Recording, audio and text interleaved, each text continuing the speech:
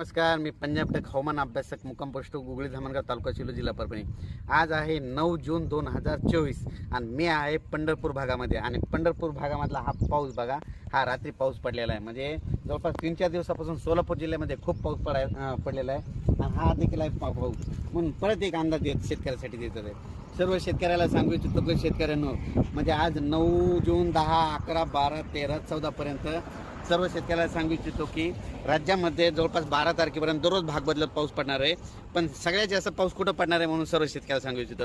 राज्यात सांगायचं झालं तर पाऊस नेमका कुठं पडणार आहे, सातारा, सांगली, सोलापूर, कोल्हापूर, पुणे, तसेच नगर जिल्हा, नाशिक जिल्हा, तसेच संभाजीनगर, बीड, जालना, परभणी, लातूर, धाराशिव, त्याच्यानंतर तो पाऊस सोलापूर, पंढरपूर या भागामध्ये म्हणजे 12 तारखेपर्यंत चांगला पडणार आहे म्हणून हा अंदाज लक्षात येतात।